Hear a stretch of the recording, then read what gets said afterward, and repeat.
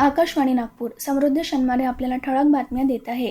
केंद्रीय युवा कार्यक्रम आणि क्रीडा तसंच कामगार आणि रोजगार मंत्री डॉक्टर मनसुख मांडविया यांच्या नेतृत्वाखाली नवी दिल्ली इथं 15 ते 17 जून 2026 या कालावधीत विकसित भारत युवा संसद 2026चं आयोजन करण्यात आलं आहे।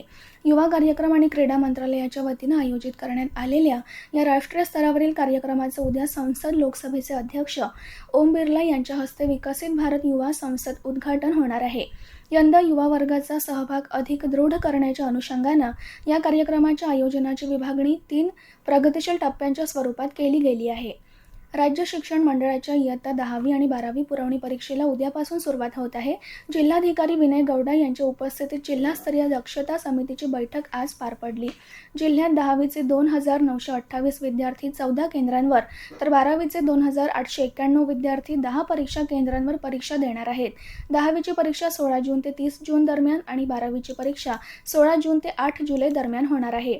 महाराष्ट्र एसटी कामगार संयुक्त कृती समितीने आपल्या प्रलंबित आर्थिक मागण्यांसाठी राज्य सरकार विरोधात आंदोलन केले। आज बुलढाणा जिल्ह्यातील शेगाव बसस्थानकासमोर कर्मचाऱ्यांनी जोरदार घंटानाद आणि निदर्शने केली। राज्य सरकारी कर्मचाऱ्यांप्रमाणे वेतन, महागाई भत्ता आणि वेतनवाढीची थकबाकी मिळावी यासाठी हे आंदोलन करण्यात आले।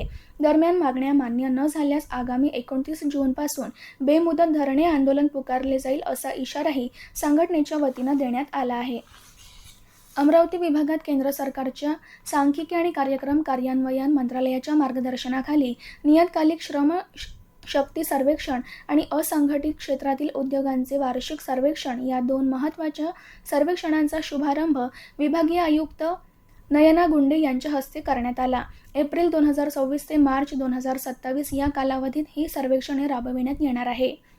आज नागपूर येथे कमाल तापमान 38.8 डिग्री सेल्सिअस तर किमान तापमान 24 डिग्री सेल्सिअस नोंदवण्यात आलं। विदर्भातील अमरावती, भंडारा, चंद्रपूर आणि नागपूर जिल्ह्यात काही ठिकाणी विजांच्या कडकडाटासह वादळाची शक्यता हवामान विभागानं वर्तवली आहे।